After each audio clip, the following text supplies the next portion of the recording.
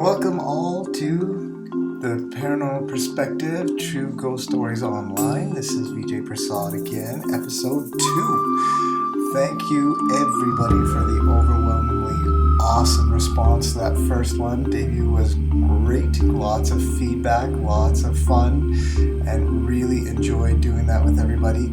Thank you again, that was awesome. So keep those stories coming in because I would love to read them. I'd love to get your feedback on everything, and it's just going extremely well. Thank you everyone. Today I would like to bring across to you something that's a little bit more on the darker side, I guess you might want to say there. It is going more into the demonic end of things in terms of what we're going to talk about. Something many people have heard about, but not really much is known about it, I guess is the best way to put it, but the Zozo phenomenon. Many have heard about this. Now the Zozo phenomenon, to give you the short and skinny of it, essentially is an entity assumed to be demonic that has lately been coming through across on Ouija boards, spirit talking boards, been shown to be a fairly nasty thing, causing all sorts of basically oppressions of people's lives and really bringing them down to many bad ways.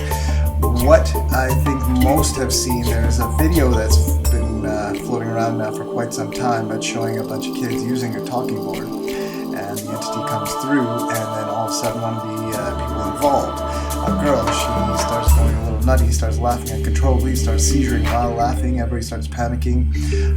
Don't really know if there's validity to it or if it's a hoax, but that's kind of the big one that most people know about when it comes to the Zozo phenomenon. Very well could be true. I don't know myself regarding that specific video, but there are a good number of videos out, and I always like to say, statistically speaking, at least one of them has to have some sort of fact to it. I'm a firm believer in that. Sort of exciting for someone like myself, being a paranormal researcher and investigator. I got to be in contact with a very big name in terms of the Zozo phenomenon, the big man of the Zozo phenomenon research, Mr. Darren Evans. Now, Darren Evans is the foremost study of Zozo. He's the one who kind of did all that major research that some people haven't even thought to do yet. So, very big name, very respected in that field, especially because this Zozo phenomenon is quite big, quite dangerous. So I will actually just read you what he wrote to me. This is what I was talking about to him the other day. So, as according to Darren Evans, with what I heard from him, my involvement with the phenomenon began when a weird double-sided board was found underneath the house. We had some early sessions on this board, and Zozo had been carved onto one side of it. The entity identified itself, and unlike modern Catholic view on demonic name recognition, it was very proud of its name.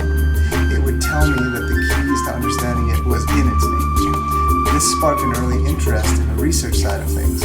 I found the name listed as one of the demons that actually possessed a young girl in 1816, this being addressed from the Dictionary Infernal, is where I found that from. Continuing on. Finding that was validating, and it led to more digging. My latest research that will be revealed in a book later this year all point to further references to Zozo being from the demonic realms. It is not anything to mess with. I had 2 close friends die in the exact manner it predicted, and it predicted that I would be stabbed, or get a stab wound, in which I did, but I did survive, obviously. Due to the gregarious nature, it seems to have evolved into,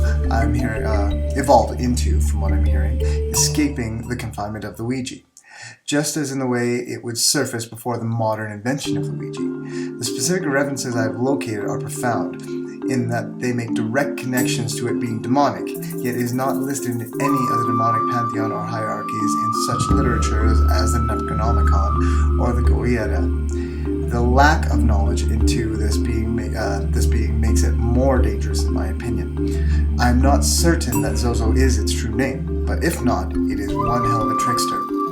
This would itself appear to be more of a sigil than an actual word, like a portal formula of sorts. The figure 8 it commonly uses may actually be an inverted Z.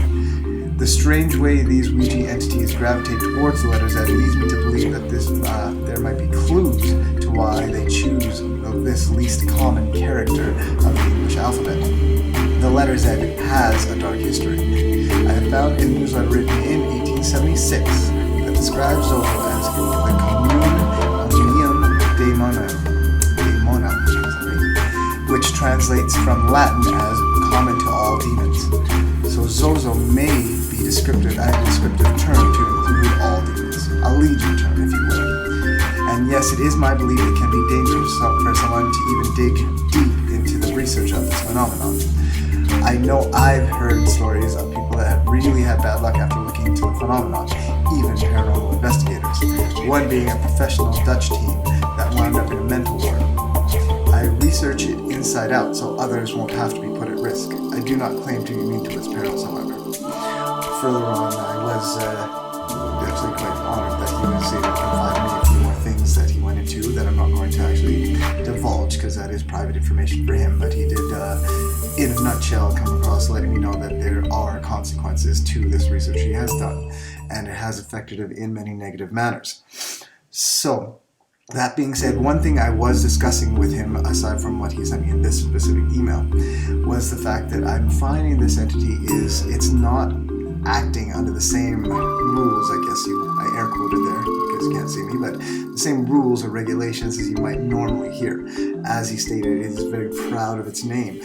Most entities, especially the demonic nature, they shy away from using their name because the name carries power. And this, of course, being something that gives you power over them, so they don't want to divulge their names. Whereas in this creature, it proudly displays it. It wants to be known as this, which that's obviously not normal or common. Now, another thing that seems to be happening is, which we were talking about later on as well, and did briefly touch on there also, but it does leave the confines of the board. It's actually now starting to be that communication with this entity has been beyond the board. Communication by different seances and other forms of summoning, I guess is the best way to put it. So it's developing steam, coming across more and more. The phenomenon itself has actually become more and more known, bigger and bigger. People are looking. Part of one thing I do want to say today is that I'm really hoping people are going to not look for it. Spirit boards, talking boards, unless you really know what you're doing, are a very dangerous thing. I can't say that enough because you don't know what you're getting. People are getting sidetracked thinking it's fun and games when what's happening is they're actually putting themselves at high risk, and then you might get entities such as this one that will actually cause you physical harm, oppression. It will infest your lives and ultimately looking to possess you. Now, one thing I do remember reading about was actually a case where individuals were using a spirit board, Ouija board, and one of the individuals did apparently become highly oppressed. Their lives were infested, and then ultimately start displaying the different behaviors and characteristics abnormal to what they normally behave like. Obviously, the possession part of it, and ultimately took their own life after disappearing for about, I believe, they said 2 weeks. So, with that being said, again, when it comes to this kind of thing, you hear about it, it's harder to verify and say 100% absolutely this is what happened in this case, this is 100% true case of possession. Anything like that, it's paranormal fields, there is interpretation open, so some might think this is a bunch of baloney, some might think this is absolute gospel truth. I'm not saying this is absolute gospel truth because I'm going with the information I have found. That being said, of course, there may be information that supports what I'm saying, there may be information that is to the contrary, but again, the statistics state that with the amount of times this kind of thing has happened, at least one of them has to be true. So, this is a dangerous entity, I believe, and I also believe that it's something that is not to be messed with. I believe it's something that people really need to shy away from. If you're absolutely 100% hell-bent on using a spirit board, which I don't recommend doing, then make sure you do it not with a bunch of friends having fun, but maybe go to someone that you can find that actually is an experienced user. Do things to protect yourself. yourself, because that is just not a safe way to go. So if there's no way to keep you from doing so, then in every way you can protect yourself and get help of somebody who actually knows what they're doing to make sure you don't cause yourself a very perilous situation. Some of these situations that have happened to various people who have been experiencing this phenomenon, it's not pleasant. It's some of it quite terrifying. Again, nothing can be more terrifying when you think about it than being possessed by an inhuman spirit that causes you to do very nasty things to other people and yourself. Lord only knows the peril you put your soul in when doing so. So in every way you possibly can, please avoid it. If you can in any way not do so, please don't. But if you absolutely must, again, seek that help. There's no other way I can emphasize that more than just get help from somebody who knows what they're doing. Keep yourself safe. This entity does very much like to prey on the, best word, naive. Again, you get the people, the kids running around, finding a board and saying, hey, let's do this. And next thing you know, crap hits the fan and it does not end well. Most experiences involving demonic entities usually don't end well. They may end and people survive, but that doesn't necessarily mean it ends well, because there are lasting effects, of course.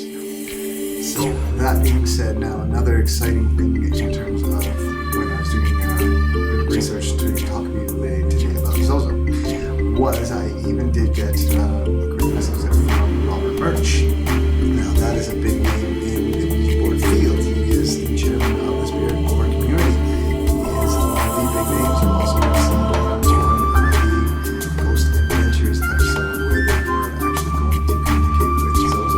So it's another big name as well. So he contacted me saying that we are actually going to be speaking tomorrow, and then he's going to give me some more information on the Ouija board specifically, which is kind of cool.